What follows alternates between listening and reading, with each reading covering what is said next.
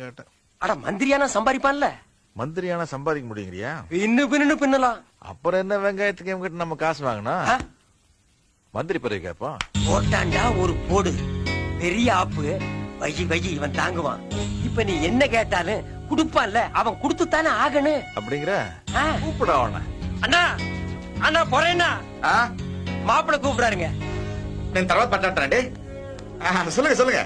மாப்பிள உங்ககிட்ட ஏதோ பேசணுமா? ஒண்ணும் இல்லைங்க. இப்போ வாயிலிருந்து வார்த்தை வெளியில வந்துச்சுன்னு வச்சுங்க, அதுக்கப்புறம் அது நம்மளுக்கு சொந்தம். இப்போ மாமா ஏதோ சொன்னாருங்க, பணம் காசு செட்டில்மெண்ட் எப்போ வேணும். அது டிவிக்காரங்க பத்திரிக்கைக்காரங்க எல்லாம் இருக்கு, அவங்களுக்கு தெரிஞ்சதுன்னு வச்சுங்களேன். ஒண்ணு கிடக்கு ஒண்ணு எழுதி நம்ம ரெண்டு பேருக்குமே பேர் ஒரு மாதிரி கேட்டு, அதனால சொல்லுங்க சொல்லுங்க. மந்திரியாயி மக்களுக்கு சேவை செய்யலாம்னு. பிரமாதண்ணே, நீங்க எடுத்த முடிவுல எந்த தப்பும் கிடையாதுண்ணே.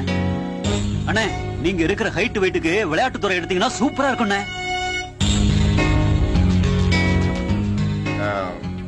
பண்ணிக்கலாம். சரிங்க. எதுக்கு மாம்சி காலம் இருந்துச்சுங்க? இத்தனை வயசுக்கு அப்புறம் பந்து விட்டு விளையாட போறியா? அவனு தர்றேங்கிற, நீயும் சரி சரின்னு மண்டையாட்டுறிய. அவன் குடுக்கறத வாங்கிட்டு போறதுக்கு நம்ம என்ன இழிச்சு வாயினா? அப்புறம் வேண்டாங்கறியா? என்ன நோனாங்கறியா? அதுல சல்லி காசு கூட சம்பாதிக்க முடியாதியா? அப்புறம் வேற என்னத்த கேக்குறது? பிடபிள்யூடி கேளு. பிடபிள்யூடி அதுதான் பொதுப்பணித்துறை. பாலம் கட்டுறது, ரோடு போடுறது, கம்மாயில தூர் வர்றது. மாவனே, அது மட்டும் கிடைச்சிருச்சு. காசை புல் ட்ரெஸ் வச்சு வாருன்னு வாரிக்கலாம். கேளு. சாரிங்கண்ணா, டயர் சிறு போட்டு வந்து காலம் இருந்துச்சாங்க. அது ஒண்ணுமே இல்லைங்கண்ணா. இப்போ நம்ம ஒரு வேலை செய்யணும்னு வச்சுக்கங்களேன், முதல்ல அந்த வேலை நம்மளுக்கு நல்லா தெரியணும். அப்பதான் நாம 4 பேர்கிட்ட வேலை வாங்க முடியும் இல்லைங்களா?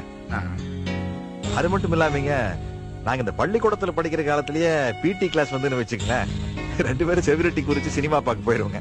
சரி. அதனால இந்த விளையாட்டு நம்மளுக்கு சரிப்பட்டு வராதுங்க. அடிப்படையில் நாங்க வேற கிராமத்து ஆளுங்களாச்சா, அதனால இந்த கம்மாயில தூர் வர்றது, பாலம் கட்டுறது, ரோடு போடுறது, இந்த வேலையை கொடுத்தீங்கன்னா நாங்க நல்லா இறங்கி வேலை செய்வோம். செய்வோங்க. கொடுங்க, நல்லா கொடுங்க. இதுக்கிட்டே செட்டப் பண்ணி வந்தீங்களா? ஏன் படியில கை வைக்கிறீங்க? பேச்சு கேளுங்க. இப்ப கூட கூடியா, நான் கிளம்பி போய்கிட்டே இருக்கேன். அப்படி பார்த்தாலும் எனக்கு ஒரு சீட் கம்மி தான். நில்லுங்க பாருங்கண்ணா, இன்னைக்கு நம்ம கழகம் இருக்கிற நிலைமை இல்ல.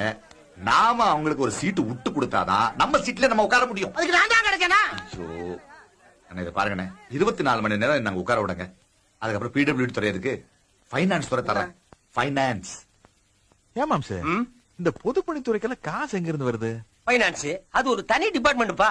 அதுக்குன்னு ஒருத்தர் இருப்பாங்கல்ல. ஓஹோ, அப்ப நம்ம கம்மாயில தூரு வாரி ரோடு போட்டு பாலம் கட்டி அந்த பில்ல கொண்டு போய் அவங்கிட்ட நீட்டி கைய கட்டி நின்னுதான் காசு வாங்கணும், அப்படிதானே? அட நீ எப்ப போற? பில் அனுப்புனா காசு கொடுத்து விட்டுறாங்க. இருந்தாலும் அரைப்படி கம்மி தானே. அதுக்கு என்ன பண்ணுங்கிற? பேசாம நம்மளே கல்லால உட்கார்ந்துட்டோம்னா? பேச்சு மாறக்கூடாது. மாற மாட்டேன். மாற மாட்டீங்கல்ல? மாற மாட்டேன். நீங்க வாங்க. சரி, எல்லாம் சரியா இருங்க. பொதுப்பணித்துறை உங்க அது இல்லைங்க மாப்பிள. இந்த பைனான்ஸ். என்னது பைனான்ஸா? இந்த கார் வீடு வாங்க தானே, அது மொத்தமா பணம் கொடுத்து வாங்கலாம். நீ சுமாரியா? இந்த பைனான்ஸ் நிதித்துறையை கேக்குறாருங்க. ஐயா அதல்ல. அட அதான் நம்ம கேட்டேன். நீங்க அதல்ல, நீங்க சும்மா நீங்க இப்போ பிரச்சனை எப்படி போகுதுன்னா, பொதுப்பணித்துறைய நீங்க எனக்கு கொடுக்கறேன்னு சொன்னீங்க. நான் அண்ணாச்சி கோச்சிட்டாரு. அது ஏன்னா நீங்க தாய் கழகத்திலிருந்து பிரிஞ்சு வந்து கிளை கழகம் ஆரம்பிச்ச காலத்துல இருந்து உங்களோட இருக்காரு. இன்னைக்கு வந்து உனக்கு கொடுத்தா கோவம் வருமா வராதா? வரதான் செய்யும். அதே மாதிரி இப்போ மாமா சொன்ன மாதிரி நிதித்துறை எனக்கு கொடுத்தீங்கன்னு வச்சுக்கங்களேன், அதுக்கு இன்னொருத்தர் கோச்சுக்காரு.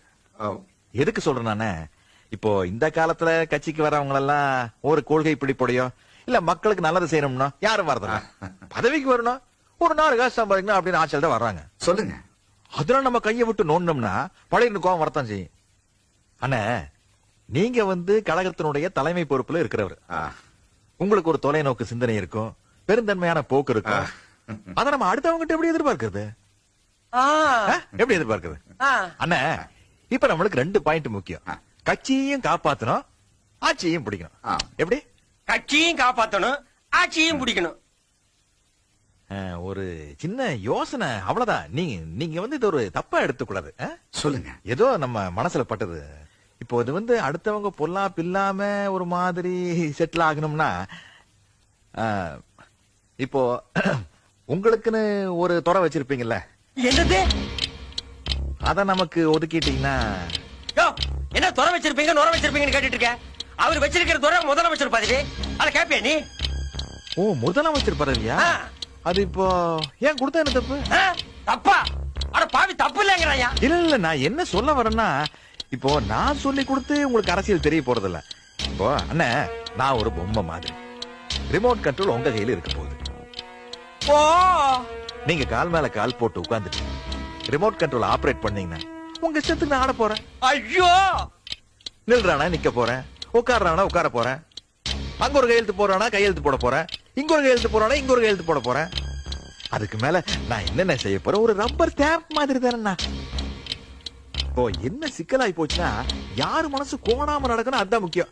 இப்படி போனாலும் இடிக்குது, அப்படி போனாலும் இடிக்குது. அப்ப என்ன செய்யணும்? இப்படித்தானே போய் ஆகணும்.